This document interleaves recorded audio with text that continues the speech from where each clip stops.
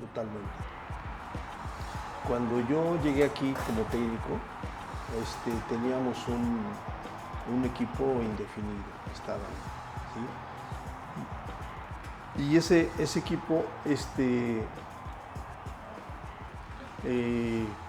pues había que acomodar a algunos jugadores, tenía poco tiempo y prácticamente al empezar ese torneo, cuando llegué,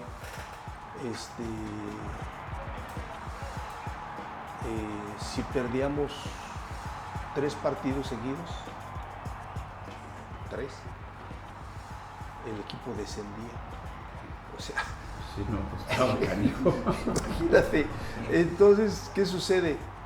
Pues el primero, y ya me le acerco y le digo, ¿qué? Si te alcanza, dame chance. Dame chance. Digo, pero de lateral derecho. Dice, sí, ahí. Digo, pues tú eres central, güey, toda la vida, América. Dame chance.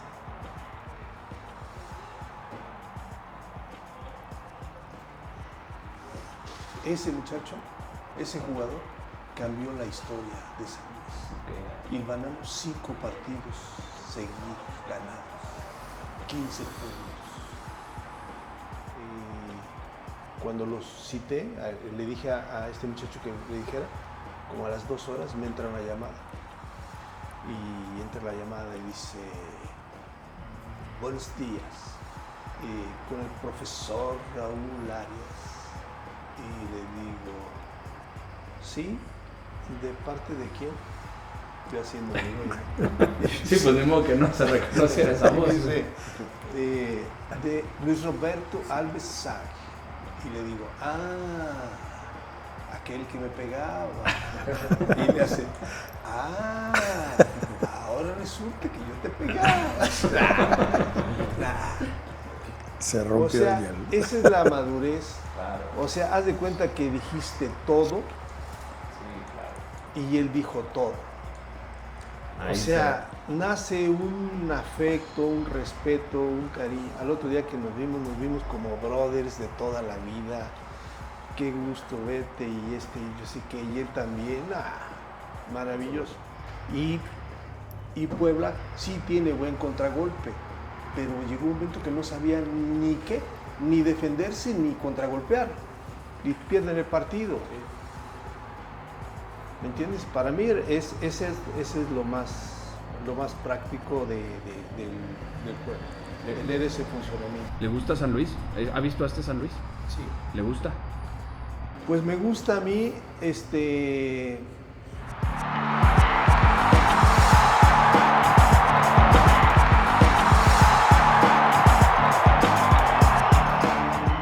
Justino, sí, a la federación, a Toluca.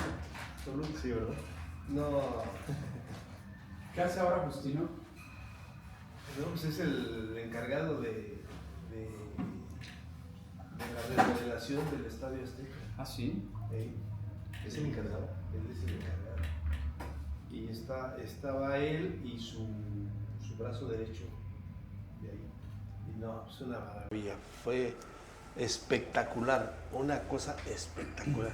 Agustino tiene 82 años y empieza a platicar, éramos como unos 45 personajes de ahí del fútbol y amigos de él.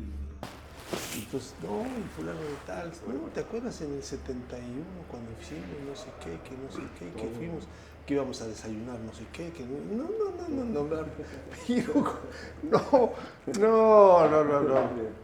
una maravilla, una memoria. Haz de cuenta que estaba platicando una cosa de la semana pasada. Lo tiene fresco presente. Pero, y fue un homenaje que le hicieron a él, la federación, por ser el presidente, un presidente muy importante, porque él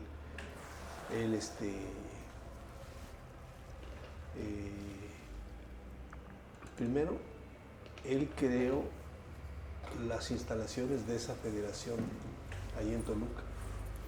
Sí, son las instalaciones, pero... ¿Quién las creó? Justino.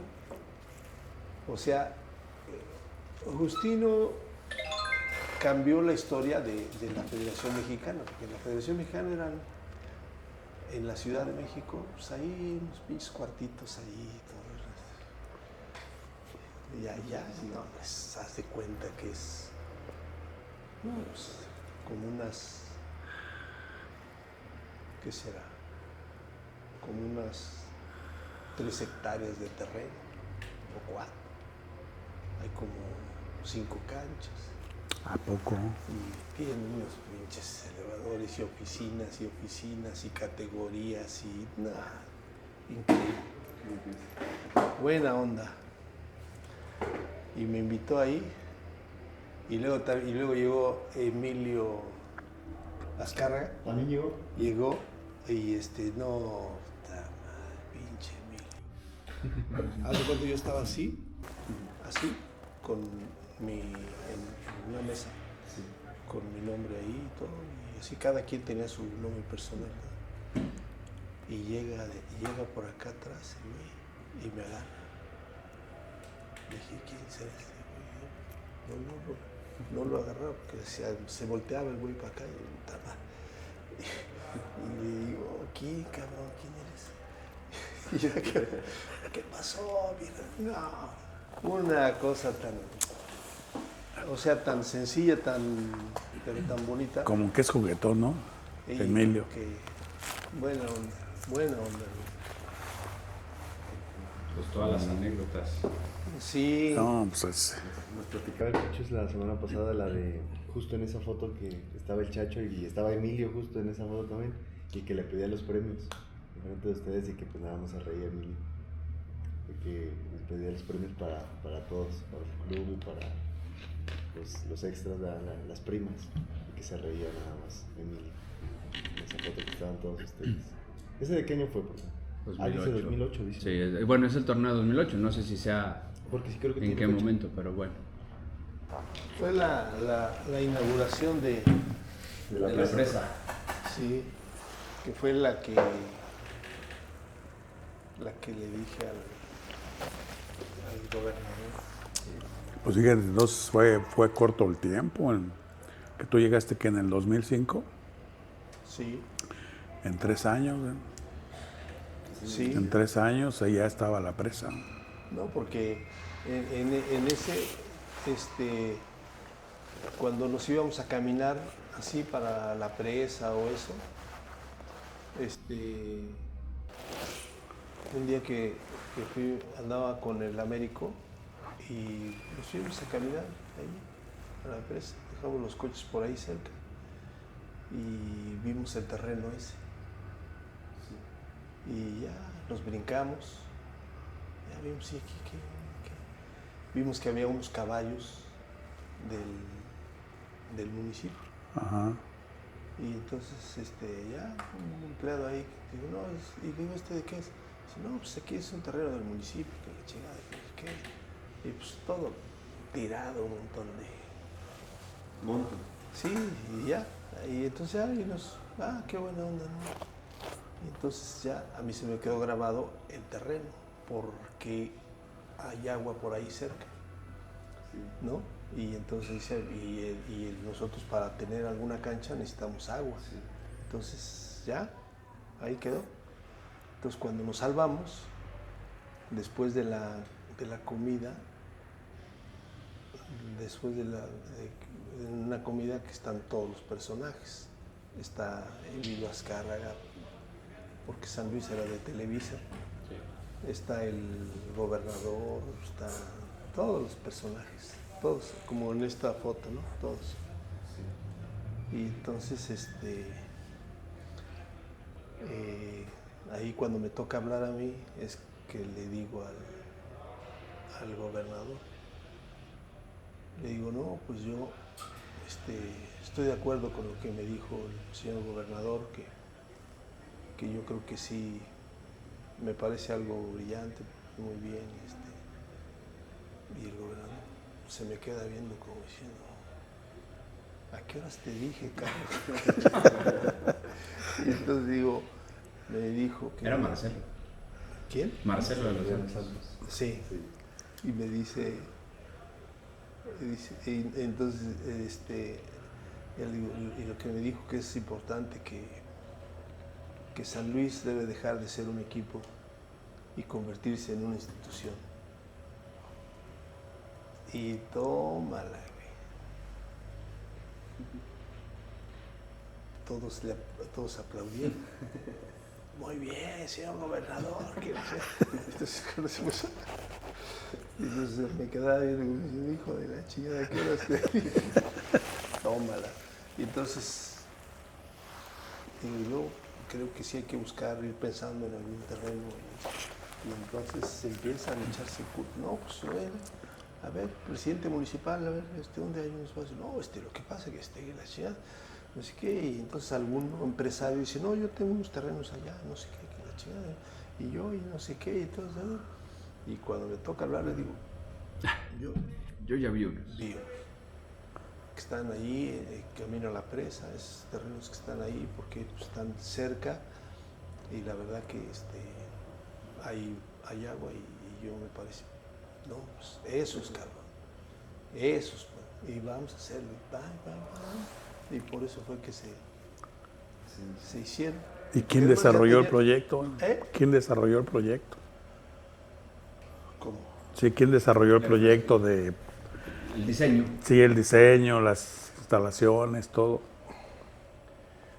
Pues no tenía chiste, porque realmente es chico el lugar, Sí. es chico, pero de eso a nada. Pero no había nada. O sea, solo era un terreno. No, sí tenía una construcción ahí, y lo que se construyó fue, o se adaptó, fue el gimnasio. Ah, ok. El gimnasio que No, había pero ahí. no había canchas. No había nada de canchas. No, No. O sea, se aplanó el terreno para canchas. sí, Había caballos, ¿no? sí, caballos, sí, un chingo de caballos. Y entonces se adaptó a las circunstancias. Y ya, pues tener una cancha, ya que sea tu casa, y tener un espacio, unas oficinas, y ya algo más, pues fue algo muy, muy bonito, ¿no? Y ya, lógicamente, se pone una placa ahí y todo así, y ya, pues donde aparece el gober como líder, que al final de cuentas termina por ser una parte de ese suceso. Pero Porque hasta la fecha se sigue usando.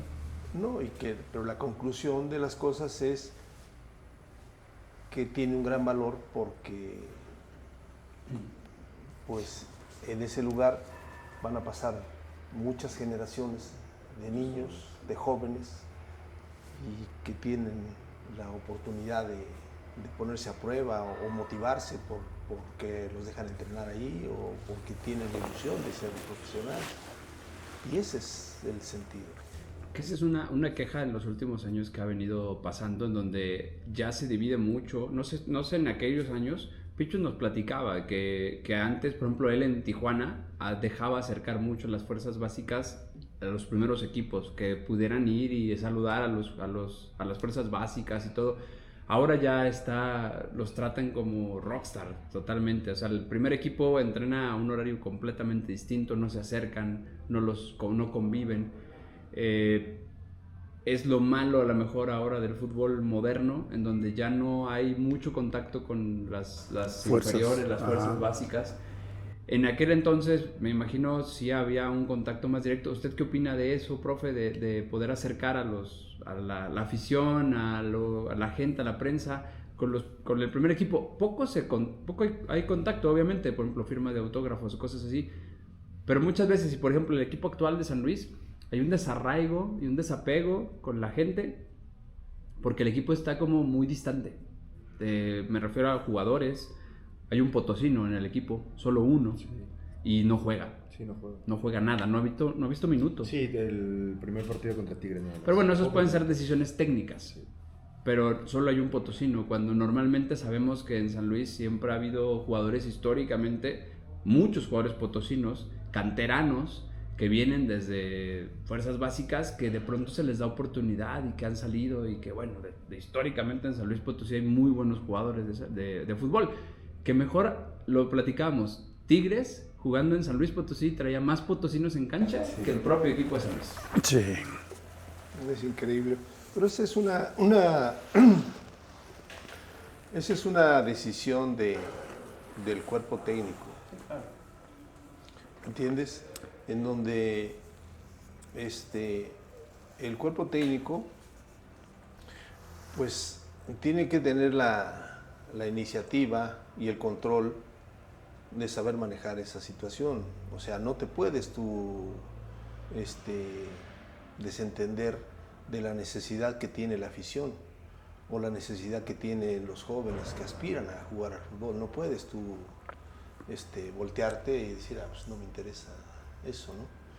Esa es la realidad, porque trae muchas consecuencias ese desapego, como hoy sucede en la cantidad de extranjeros que hay en los equipos. Es una situación muy complicada, muy difícil, pero siendo objetivos, ¿sí? Antes el criterio que era prioritario en la elección de los extranjeros, pues es que si tú contratas un extranjero, ese extranjero tiene que ser mejor que esos 8, 10, 12 mexicanos que están ahí. Sí, claro. Tiene que ser mejor. Y por eso había 2 o 3 que eran jugadores que se hacían notar y que venían a jugar, no a ser suplentes. O sea, el último ejemplo contundente en la historia de México. Este último jugador que llegó al América, el negrito ese francés. Máximo. O sea, $250,000 mensuales. Sí. O sea... Sí, cantidades brutales para el fútbol. Y él decía, no, yo en un hotel y aparte, y yo nada. Y cuando vaya con el equipo, no, yo no me concentro con el equipo, yo me duermo aparte, yo en una suite, no en un cuartito, yo en una suite estoy mejor. O sea, y sí. Y entonces, yo digo, no es culpa de él. ¿Se lo da? No, pues él se lo da, él lo pide. Él lo pide y se lo dan, así es. Sí, ¿no? Y entonces ya terminamos, termina yéndose de América, de ese equipo importante, y no tiene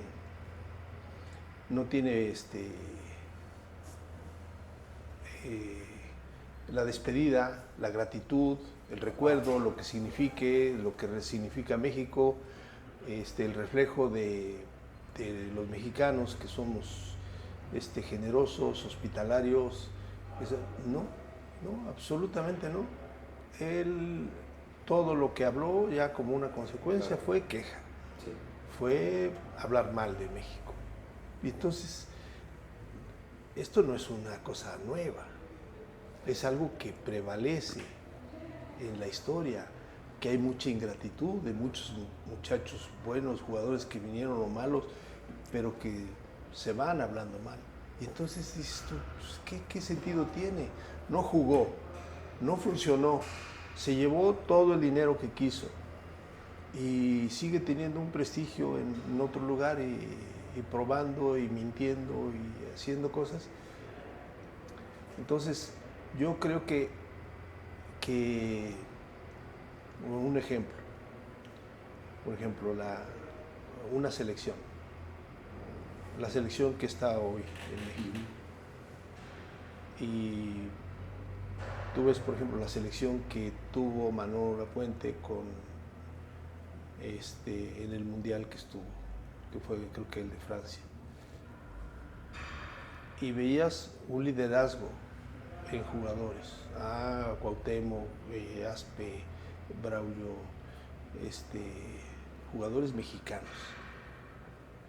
jugadores que tenían un peso específico, que funcionaron. Hoy no podemos dudar de contrataremos a algún extranjero, lo nacionalizamos o lo hacemos, o qué es lo que hacemos, qué es lo que queremos. O sea, estar esperanzados en un extranjero, en 2 extranjeros, en 3 extranjeros. O sea, ¿cómo? O sea, para un evento tan importante en donde somos locales y que tengas que depender de tener 1, 2 o 3, no solamente eso, no solamente los jugadores, sino el cuerpo técnico que tiene hoy Javier es de la mayoría de extranjeros. Y entonces, ¿qué quiere decir? ¿Que no escarmentamos? ¿Que no? O sea, a ver, un ejemplo, cuando el Tata Martino traía a la selección mexicana y le toca jugar a México contra Argentina, y el Tata Martino es el técnico mexicano, y en ese partido el mejor jugador para mí que tenía México, Edson Álvarez, que era el que tenía liderazgo, el que tenía, y no lo mete a jugar. O sea, Algo huele mal. ¿cómo es posible que todo mundo, Lo decía. no, Sí, claro. y todo el mundo lo justifica y terrible? Y entonces, ¿qué sucede si hoy le toca jugar a México contra España? ¿Qué sucede con los españoles que están en el equipo? ¿Qué sucederá? ¿A dónde se inclinarán cuando escuchen el himno nacional? ¿Qué inclinarán? ¿España o México? ¿Se la jugarán por México? Porque para competir en un torneo internacional te la tienes que jugar. O sea, todos tus colaboradores, utileros, masajistas, doctores, todos tienen la responsabilidad y tienen la necesidad de demostrar que yo dependo de este equipo. Este es mi equipo. Y más tratándose de un país. Entonces, estamos en el hoyo. Y aún así quieren contratar a algún colombiano, que también podemos jugar contra Colombia. ¿Y qué vamos a hacer? ¿Qué vamos a hacer? Sí, ¿no? Más allá también el tema de los naturalizados, ¿no? Una cosa que ahorita, que es un ejemplo contundente. ¿Quién es el líder del torneo en México? De la liga, Chivas. ¿Tiene extranjeros? Pues podríamos poner ahí. O sea, ¿me entiendes? Sí. Está trabajando con jugadores mexicanos, está funcionando, está en los primeros lugares. Sí. Y tienes ese ejemplo y no lo aplicas, estás probando con extranjeros a ver si funcionan y eso. Entonces... Que yo creo que curiosamente nos toca un Chivas muy demostrativo justo en el año de Mundial, ¿no? O sea, justo dicen, ¿no? Cuando Chivas está bien, la selección mexicana está bien. No es regla, pero muchas veces coincide.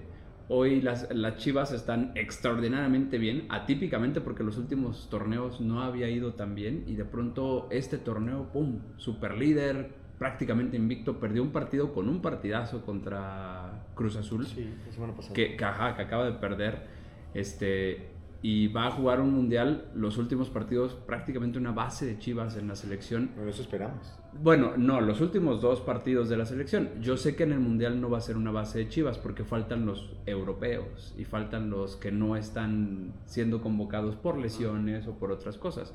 Quiero pensar que no va a jugar así el Vasco en el mundial. Y justo para allá va mi pregunta, profe, ¿cómo ve al Vasco? Usted lo conoce, se ha sentado a la mesa con Javier de toda la vida. ¿Para usted es el técnico ideal para un mundial en México? Bueno, para mí, Javier ha sido el técnico más reconocido de México porque ha tenido una una trayectoria a nivel internacional, en donde ha dirigido en Europa muchos equipos y equipos importantes, selecciones importantes, y ese es, para mí es el mejor, y como persona es muy impecable, independientemente de todo, es buen amigo, pero con todo el respeto y todo el cariño que le tengo, sí es importante para mí que, vamos a pensar, que tú tienes 4 españoles y tienes otros 3 o 2 jugadores extranjeros de otros países. Y entonces empieza lo previo al partido, empieza el himno nacional. O sea, ¿cómo vas a estar convencido de que tu gente, la que tienes, que está escuchando el himno de su país, cómo puedes confiar, cómo puedes tú saber si se va a entregar en todos los aspectos? Porque para mí entra la historia del Tata Martino, ¿no? O sea, que oye, Edson Álvarez era el jugador titular, no jugó, no jugó. Entonces, ¿cómo lo justificas? ¿Cómo lo tapas? Y en un partido clave para las dos selecciones. Para las dos. Sí, claro. Si Argentina perdía, estaba eliminada. Sí. ¿Y cómo? Entonces, Con un empate, tienes el jugador mexicano que tiene liderazgo, que tiene personalidad, y no lo metes. O sea, bueno, es que lo pensaba, lo que pasa es que lo estoy cuidando, porque... no. Pero ¿cómo lo cuidas? Es un mundial, sí, solo sí, tienes sí. 3 partidos. ¿Me entiendes? Entonces, ese es lo que México tiene que reflejar, que para mí es ser más competitivo. Estás jugando en casa. Eres un buen anfitrión, sí, somos generosos, somos dispuestos, sí, pero la realidad es que a la hora de la competencia no te alcanza, no te sirve ser generoso, tienes que ser competitivo. Porque si no, es que somos buenas gentes, somos educados, sí, bien, sí, no, pásale aquí. Oye, Estados Unidos, en partidos de eliminatoria, Estados Unidos, que no tenía nada que ver como historial en comparación con México, ¿en dónde jugaba los partidos de eliminatoria? Allá, en donde está, en la nieve. La nieve, allá nevando y todo. ¿Cómo se llamaba ese lugar? Columbus. En Columbus, en Foxborough. Y allá, órale, vámonos allá al friecito. Y entonces vas a jugar todos los países de Centroamérica. Costa Rica, ¿no? Costa Rica, Jamaica, allá no te dan chance absolutamente, no te regalan nada. Siguen siendo generosos, siguen siendo buenos anfitriones, sí, pero competidores. Y entonces México tiene la oportunidad de demostrar el ser competitivo, el buscar serlo, pero no puedes iniciar teniendo una mezcla indefinida de extranjeros. No puedes, no Entonces, se puede. Para ustedes, profe, usted también opine, ¿eh? No, sí, claro. Javier sí es el técnico ideal, pero el problema está en sus jugadores. Profe, ¿usted qué dice, profe Víctor?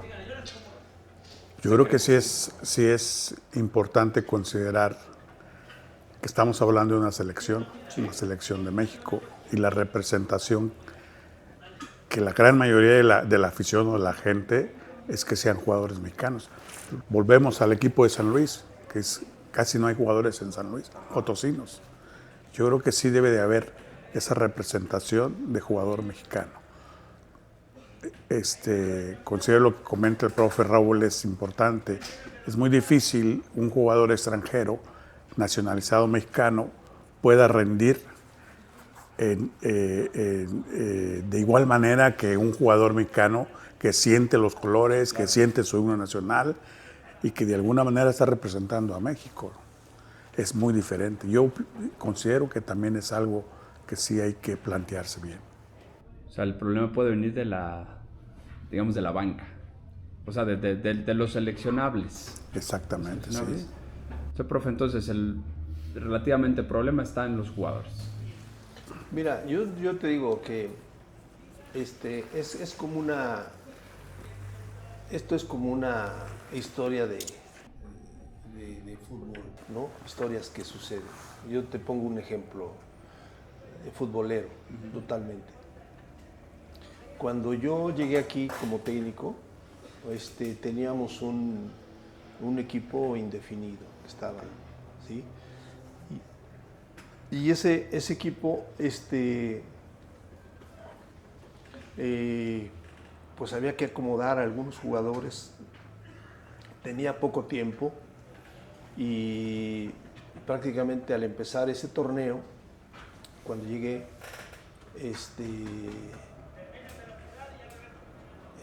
si perdíamos 3 partidos seguidos, 3, el equipo descendía. O sea, Sí, no, pues estaba canijo. imagínate. Entonces, ¿qué sucede? Pues el primero lo empatamos, el segundo lo perdimos y el tercero creo que lo ganamos. Pero el chiste es que estábamos al filo. Y entonces ahí entra esta historia de vida, esta vivencia. Había un jugador que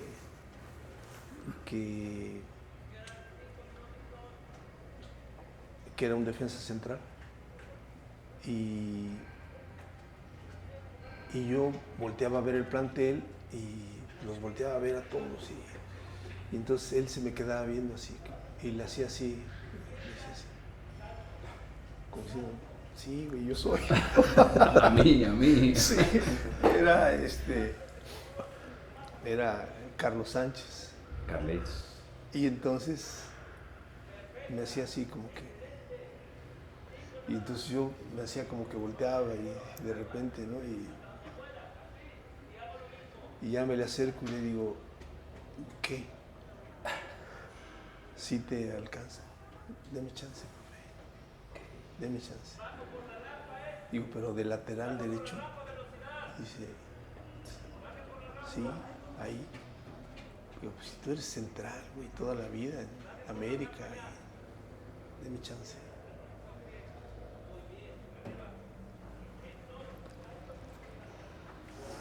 Ese muchacho, ese jugador, cambió la historia de San Luis.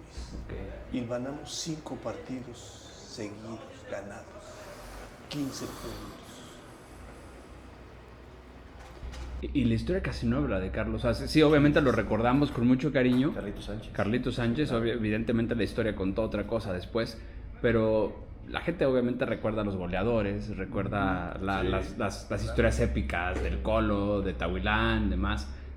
Pero ese tipo de detalles que no se cuentan porque se viven al interior del equipo, que esa mirada, esas ganas, esa charla que tuvo con usted, pocas veces se ha contado al exterior, pero cambió la historia de San Luis.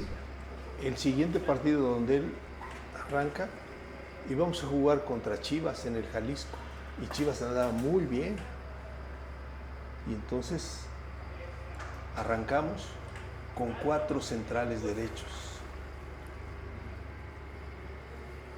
4 centrales derechos. O sea, ¿Línea de 4? Sí, 4 centrales. Pero 4 centrales derechos. Sí, era Leo Olmedo por izquierda. Ok. Derechísimo.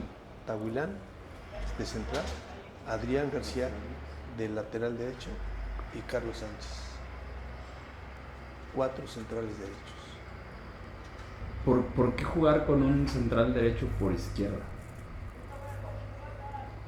Porque Leo Olmedo Ajá. sabía jugar ahí de lateral izquierdo. Ya lo había hecho con América, ¿no? Sí, y sabía jugar de central. Uh-huh. Y el que yo nunca había visto era a Carlos Sánchez, de lateral. Él jugaba de central en Él América. jugaba de central en América. Adrián jugaba de central. Sí, bueno, ellos y sí. Tahuilán de Tahuilán central. ellos de centrales me queda claro. ¿Entiendes? Pero la parte humana es clave. ¿Por qué? Porque Carlos Sánchez no agachó la cabeza, no se resignó, no hizo así como diciendo, no hay espacio para mí, eso, no. O sea, fue constante en su mirada, en su, aquí estoy. Fue cuestión de actitud y convicción, Sí. de alguna forma. Sí. Más allá que enfrente tenía a Piti Altamirano en ese equipo. Sí. Y tan. Si nosotros perdíamos contra Chivas, descendíamos. De visitantes. Le ganamos 3-0, 3-1. ¿Y era en Chivas del Bofo, Bautista? ¿O era previo? No, creo que sí estaba el... Sí era el Bofo, ¿no? O sea, era un Chivas dinámico. Sí, Creo que acababan de quedar campeones contra Toluca, ¿no? No, se me hace que quedan campeones 2006. después. 2006. Quedan campeones después, ¿no? Sí. O sea, justo creo que ese torneo por ahí es ese Chivas esa campeón, era Camacho. pero todavía no son campeones. Osvaldo. Sí, Ramoncito Omar debe haber Bravo. sido. Sí. Ajá, o sea, es un Bernardo Chivas Medina. bastante bueno, bastante dinámico, por eso lo dije. ¿y qué sucede? En esa posición, jugando con 4 centrales, 2 volantes, que era el Tavo Valdés y Álvaro Ortiz, así, y 2 abiertos, Reina y Ayrton. Jugadorazo. ¿Usted debutó a Reina? No, ¿O ya había debutado? él ya había debutado, pero con él San jugaba Luis. como de carrilero aquí Ajá. en San Luis. Sí. Y no, era muy raro. ¿Aquí en San Luis a quién debutó, profe? Aquí, no debuté yo a nadie. A nadie. Solamente al paso del tiempo, o a los que debuté fue para ganar minutos, fue a los de Cecifú, los de Torreón. Pato Reyes. A José Reyes y a Rodolfo Salinas. Salinas, a Rodo. que eran unos chavitos que los Sí. fui a ver jugar allá en Torreón, y la verdad, una maravilla, funcionaron y hicieron su vida en el fútbol. Hace poco entrevistamos a los dos, a Rodo y al Pato, y contaban que los dos en Cecifut estaban viendo esa final de San Luis contra Pachuca, y el siguiente torneo ya los tenía entrenando aquí en el plan de San Luis. No estaba también que venía de Orange, California. Michael Orozco. Michael Orozco, ¿no lo debutó Sí. usted? A Michael también. Sí, También a Michael, sí. ¿no? Pero a él lo llevé a Necaxa. ¿Debutó en Necaxa? No. No. Debutó en San Luis. Sí. Y ese lo vimos allá se fue a probar allá, apareció, hicimos pretemporada en Los Ángeles, y ahí llegó chavito, ¿no? Que venía a probarse y todo eso. ¿Qué? No, pues iba a probar.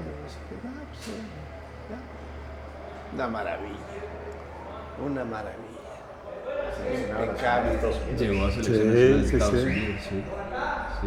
Impecable la vida de futbolística de Mike.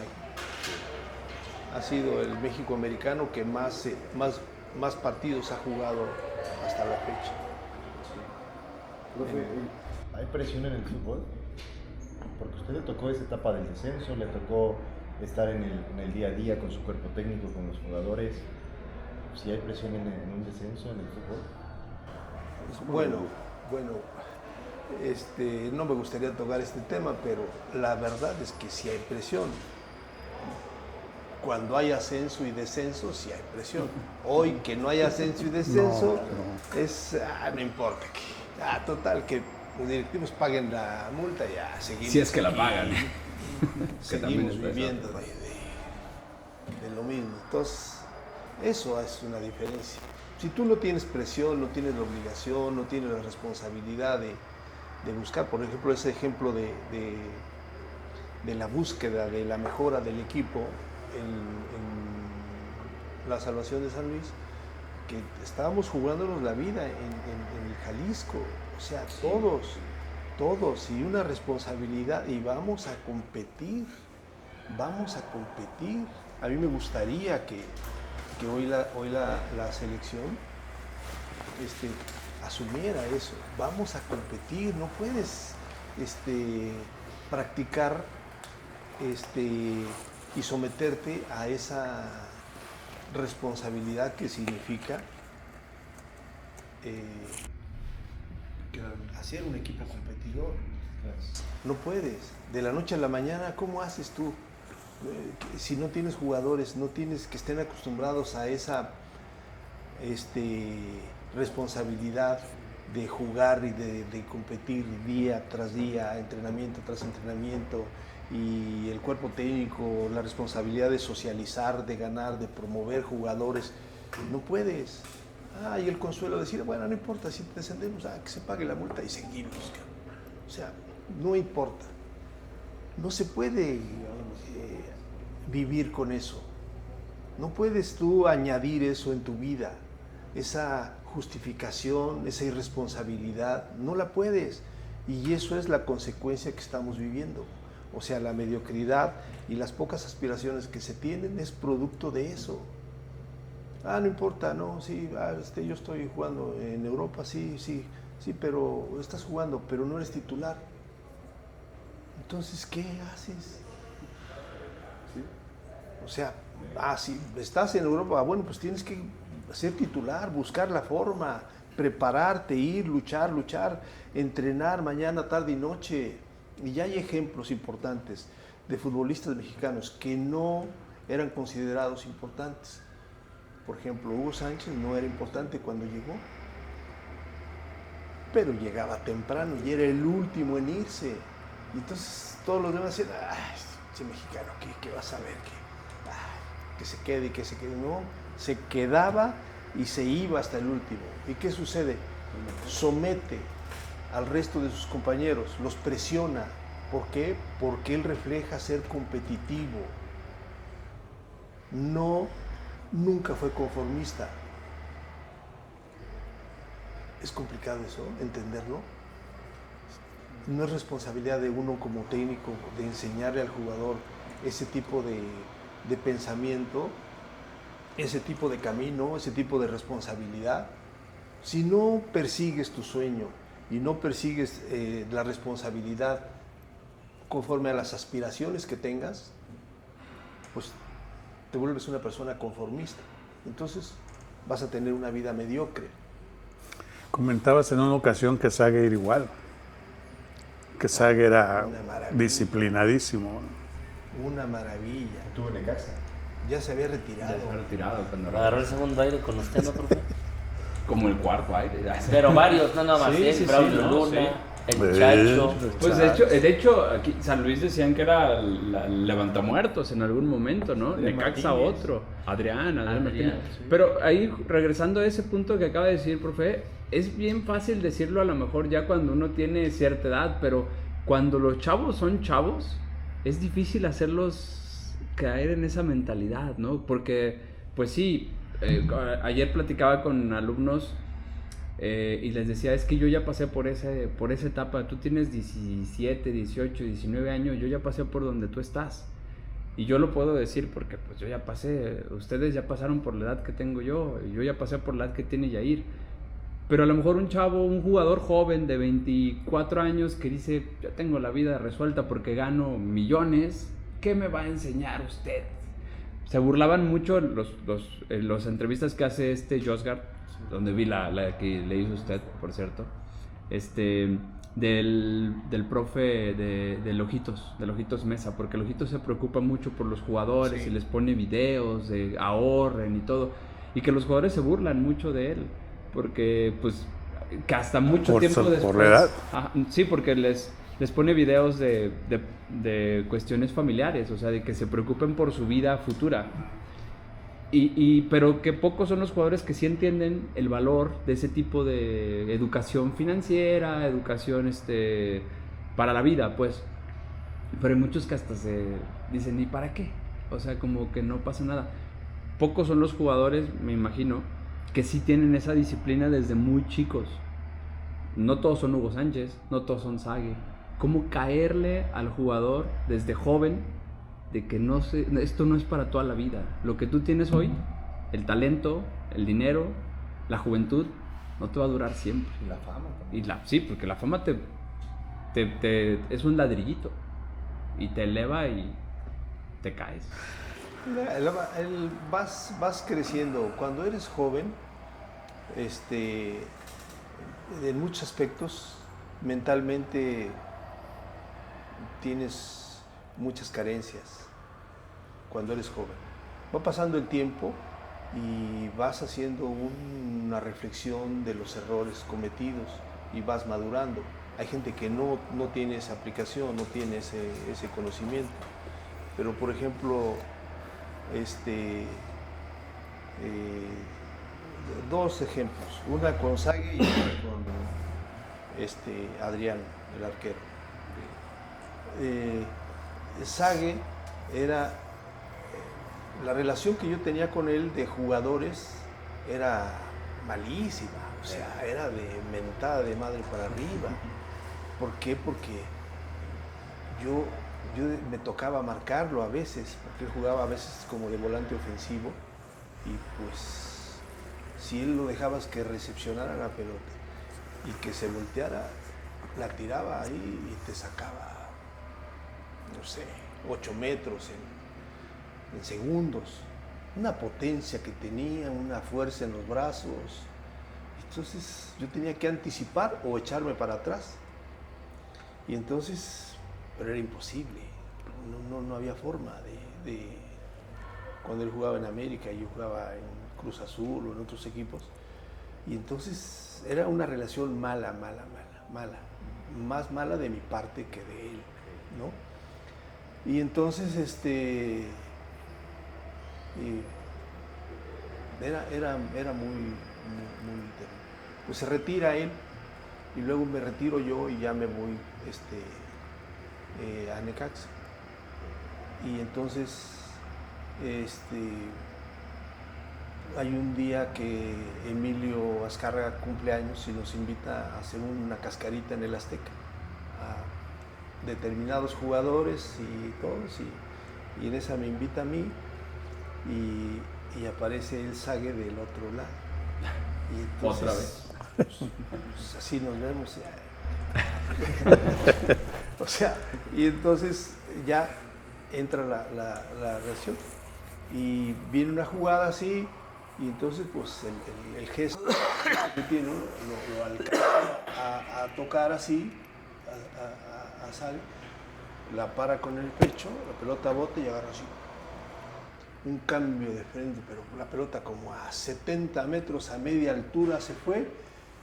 Y yo cuando lo toqué a Sague, haz de cuenta que era cemento, ¿no? O sea, fuertísimo. Y ya retirado. Y ya retirado. Y entonces yo dije, este güey todavía le alcanza. Ya, pues ya se había retirado.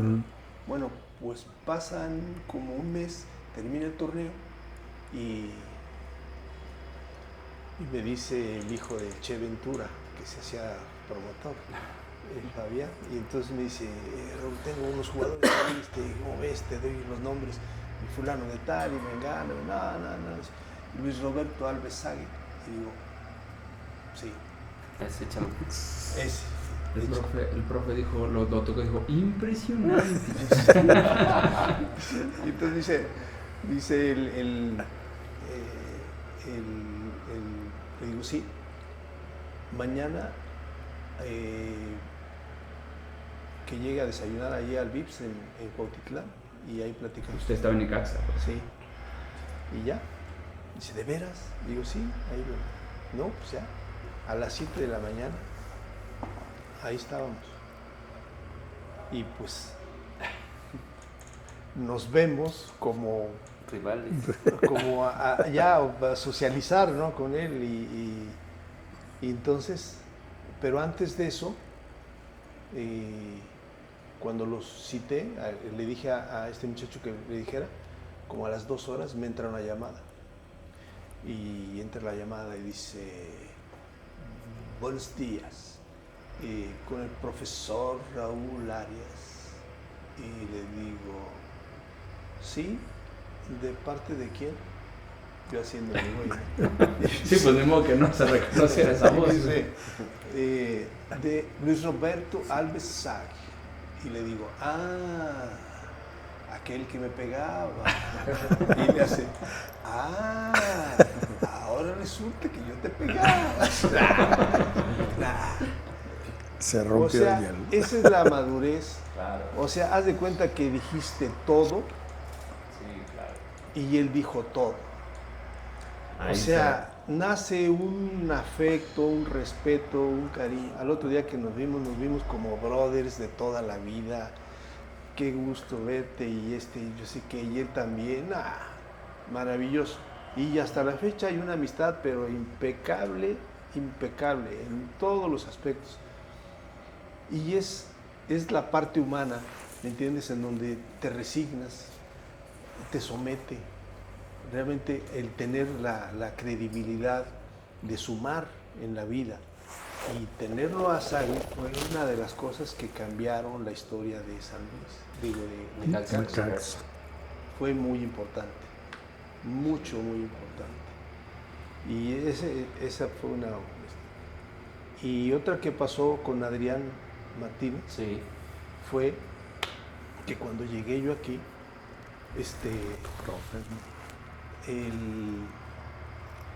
¿cómo se llamaba el suplente? Adrián Cermeño. Adrián Cermeño.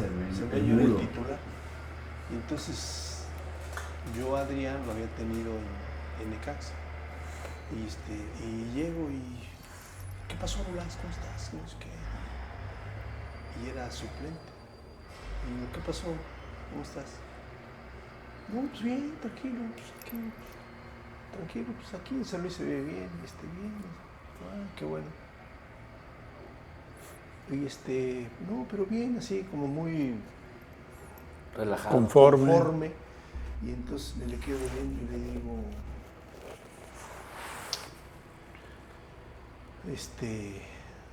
qué bueno, hijo. Y me le quedo viendo y le digo, sí me preocupa. Dice, ¿por qué? Digo, perdiste la mirada de águila. Entonces me queda viendo y me dice,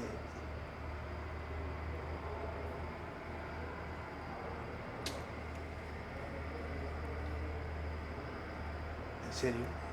Le digo, sí. Digo, te veo contento, te veo simpático y suplente.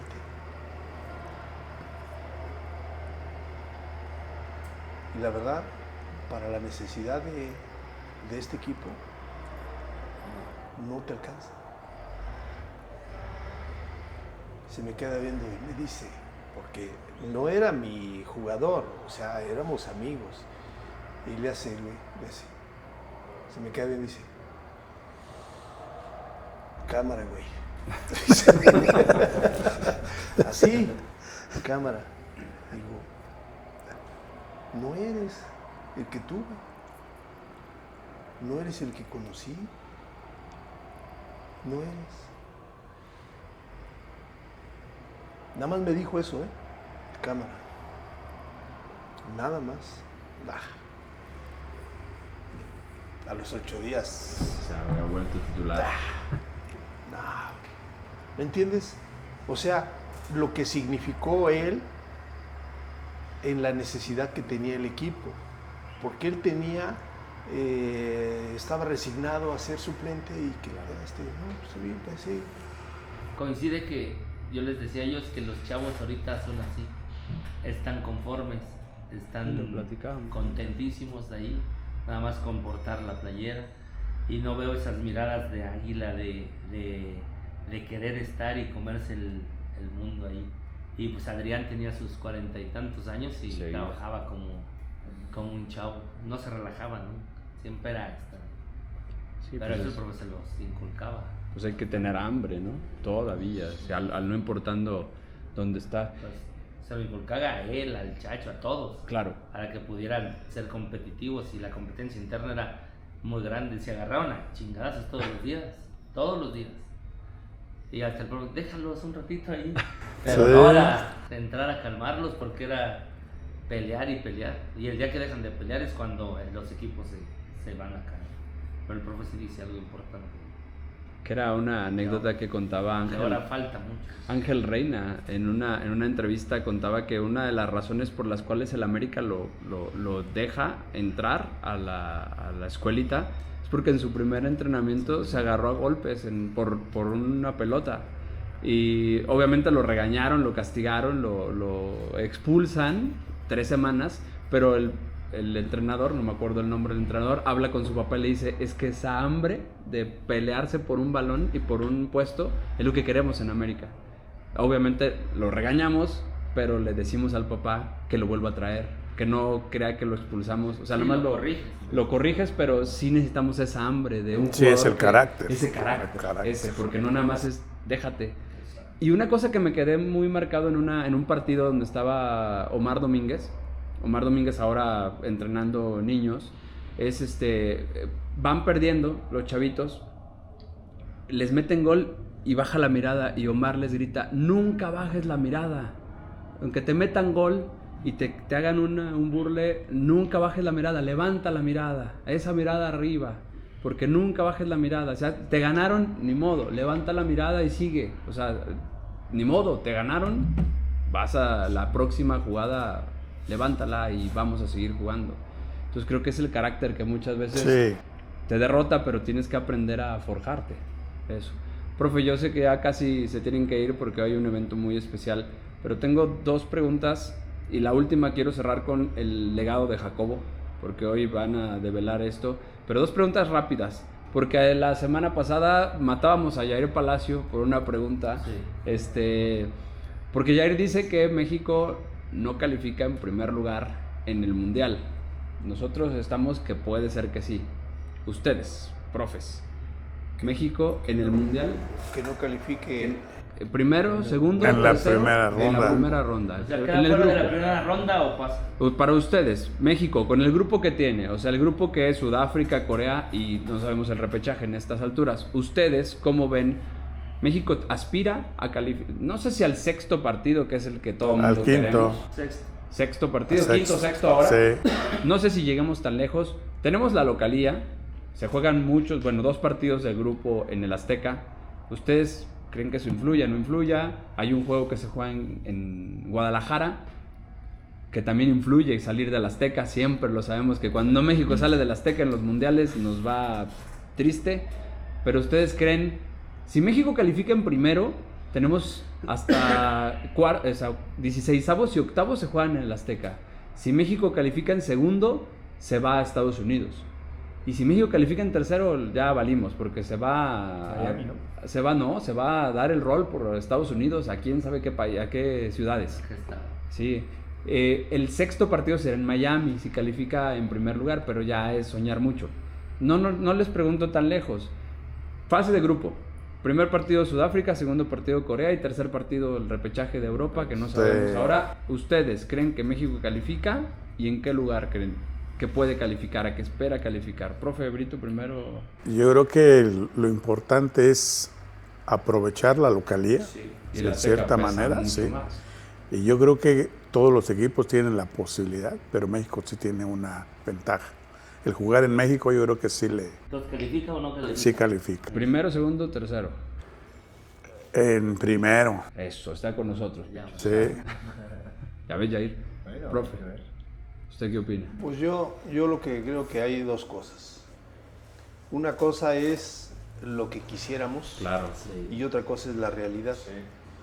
Entonces, ¿qué quieren que les diga? No, pues lo que usted... No, la realidad. La ¿La realidad. realidad o La lo realidad. que quisiéramos? No, yo creo que lo que quisiéramos es que sea campeón del mundo, pero no creo que pase. No, la realidad. La realidad para usted. Yo veo muchas carencias, mucha falta de liderazgo, que es importante en la selección y en cualquier equipo.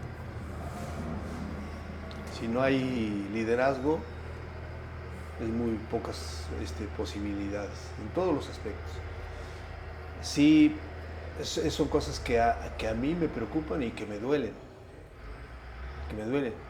Pero si la escuela previa a este evento, que es el Mundial,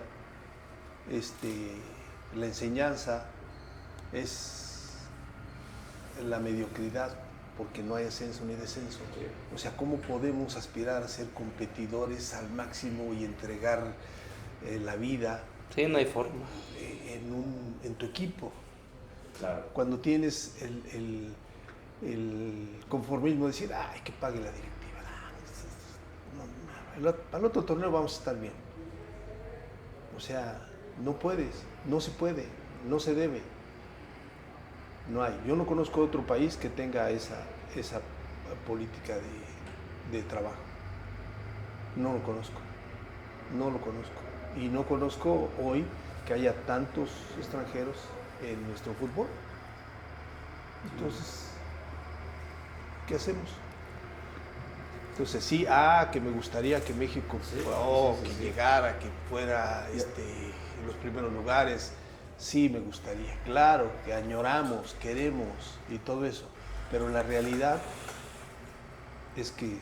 Pero jugamos de local. Y aparte, súmele todas las bajas que tiene México hoy. O sea, hoy tiene muchas bajas importantes de lesionados. Recuperaremos a uno que otro. No sé, por eso también viene la siguiente pregunta. O sea, hoy, ¿cuál sería la baja más importante para el esquema del profesor Aguirre? Porque hoy no está Alexis Vega, hoy no está Gil Mora, hoy no está, bueno, hasta hoy está Sandy Jiménez, hoy está lesionado todavía Edson Álvarez, está lesionado Chino Huerta, está lesionado Luis Chávez. Está en riesgo, ¿no? Sí, no, pero... O sea, todos los que pueden jugar están lesionados. Sí, por eso yo le decía la semana pasada a Pichus y a Arturo, pues no hay por dónde. Para primer lugar yo no lo veo en primer lugar. Batallamos para hacer el 11. Sí, pero yo creo que sí. O sea, las selecciones rivales tampoco son tan de miedo. Bueno, si te enfrentaras a España, a Francia, a Inglaterra, ahí sí. Bueno, Dinamarca ahí sí. Y Corea no son flanes. No, pero tampoco son España, Argentina, Brasil, no Colombia. Esas son selecciones muy difíciles. Porque esas selecciones no van a ir con tantas bajas como México. No sé, no he visto sus listas. No conozco sus jugadores al 100. Pero bueno, no es... Pero yo quiero hacer una pregunta. ¿Usted llevaría a Gil Mora o es muy joven? Es como te diré, como depositar en él la responsabilidad en este momento de su inicio, en su trayectoria. Es muy injusto. O sea, realmente tienes que tener a alguien que asuma la responsabilidad, que realmente llevar jugadores que asuman la responsabilidad de lo que está en juego. No puedes Recargarle en un pasito. Pero otras selecciones lo han hecho, llevando a Ronaldo. Digo, no quiero comparar a Gil Mora con Ronaldo, porque es darle también mucha responsabilidad. Messi fue muy joven, Ronaldo fue muy joven, no, a lo mejor no jugaron. El mismo Guardado. Lo puedes llevar, pero no como titular. Sí, claro. Meterlo ahí 10, 15 minutos. Guardado fue a los 17 años. 17 en 2006. Y fue titular contra Argentina. O sea, él fue titular contra Argentina en el partido donde ni él mismo pensaba que iba a ser titular, con la Volpe. Sí, también lo mismo le pasó a Maradona en Argentina. Sí, Pero lo dejó fuera Menotti en el 70. No fue al Mundial del 78. Y Argentina quedó campeón del mundo. Y se perdió a ser campeón del mundo 2 veces. Porque se hubiera sido campeón del mundo 2 veces. Y la otra pregunta súper rápida, la que siempre hago, Pichus, ¿existe la línea de 5, profe? La línea de 5. Bielsa dice que no. Línea de 4 y línea de 3. Pues el profe siempre le ganó a la de 5. Sí. Bielsa dice que no existe la línea de 5. Es que te voy a decir que lo táctico es acorde con los jugadores que tengas. Esa es otra buena pregunta. Si tú no tienes jugadores, por ejemplo, en la línea de 5, que sepan jugar de extremo, que sepa jugar de lateral y que sepa jugar de volante, pues no puedes jugar. ¿Me entiendes? O sea, el jugar con los carrileros abiertos, o sea, deben de tener esa capacidad de saber jugar de volante si la pelota está de este lado. de saber jugar de laterales si van a centrar, Va a cerrar. de saber atacar si el equipo está atacando por este lado y tú llegas al área rival. Pero si no tienes esos jugadores que tengan esa capacidad, ese entendimiento, pues no funciona. Porque Bielsa dice, son siempre o 4 o 3. Cuando dicen que son 5 es ficticio. También Bielsa dice, y lo habíamos platicado nosotros, que en un esquema, en un partido de fútbol se juegan todos los esquemas, en un solo partido. Se van convirtiendo, depende cómo ataques, cómo defiendes y cómo vaya la estrategia que planteas y la táctica que va apareciendo durante el proceso del partido. Y que si tú planteas la famosa línea de 5, es una mentira porque al final defiendes con 4, defiendes con 3. Atacas con tus carrileros o con tus laterales y esos se te van, regresan, depende de las cualidades de los jugadores, etc.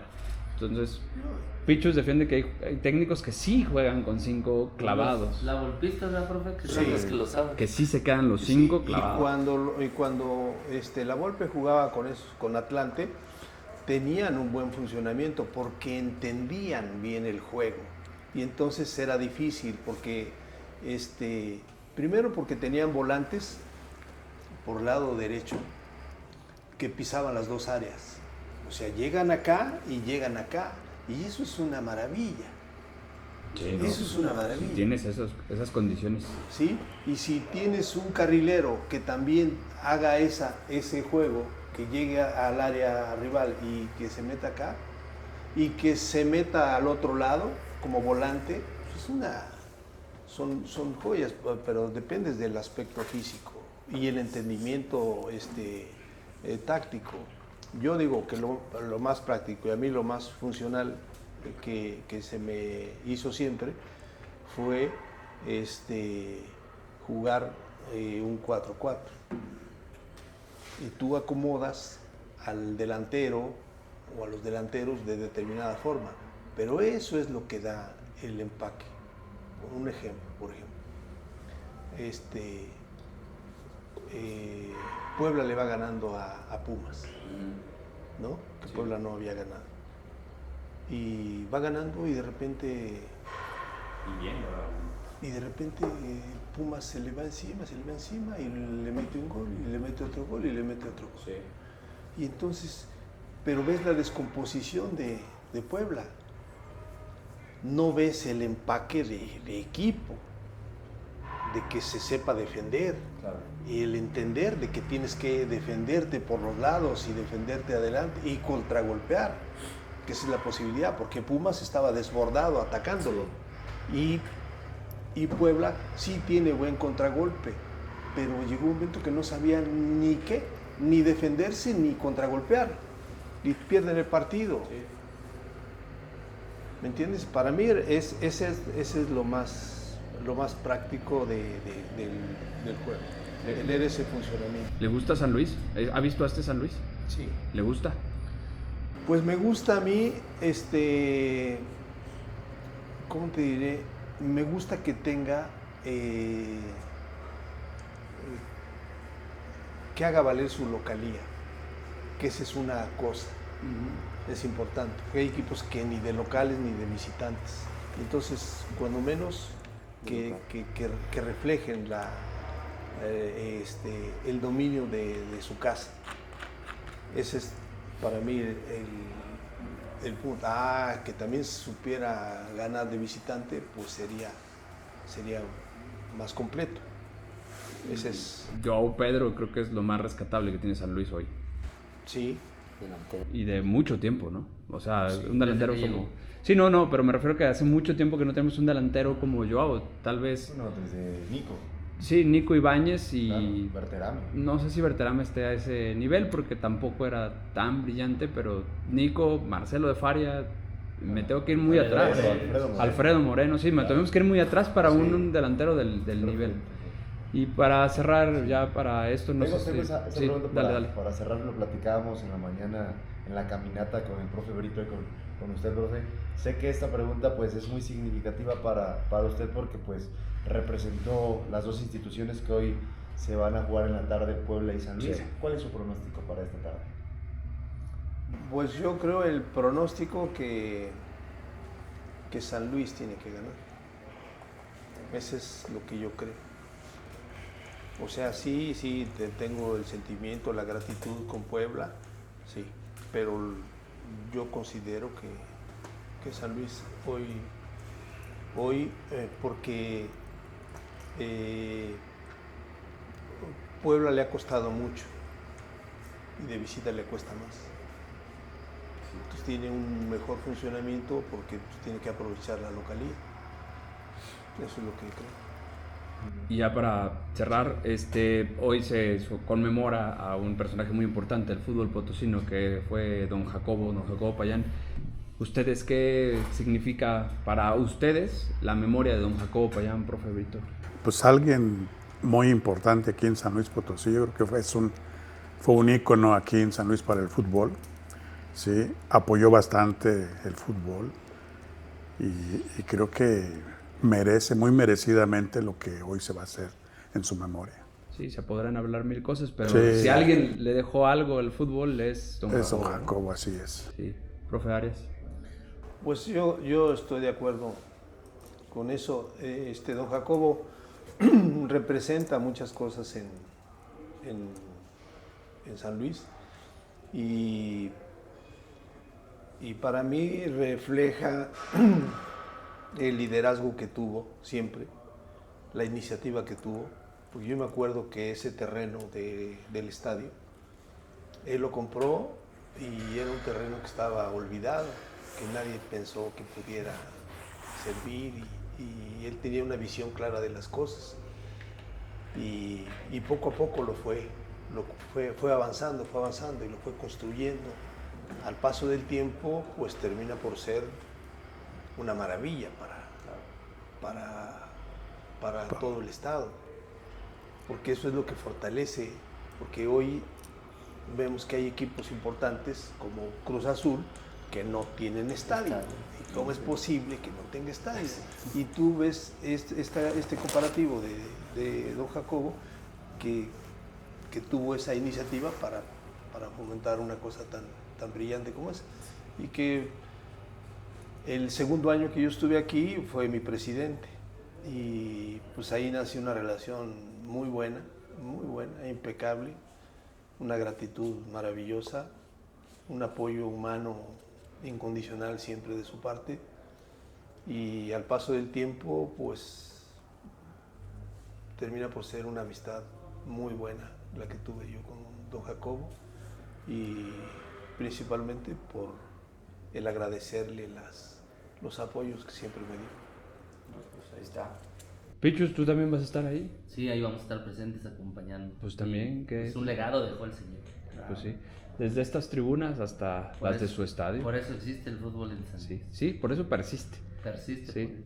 Sí, exactamente. Pues bueno, Yair, cerra. Pues nos despedimos, un honor de tener a estas personalidades Sí, ¿no? en nuestro segundo programa del tiro indirecto táctico. Exactamente, pues bueno, siempre lo decimos, es la verdad es que más allá de la admiración que le tenemos a las tres personas, ya Pichus es de la casa, ya del tiro indirecto, pero más allá de la admiración que le tenemos, también la gratitud, y no me voy a cansar de decirlo, lo digo muchas veces, la gran humildad que tienen ustedes, porque ahorita que empezamos a grabar, cuentas, Raúl, que te sientas con Emilio Azcárraga, le picas el ombligo a Emilio Azcárraga y luego vienes y le das unos apes a Yair.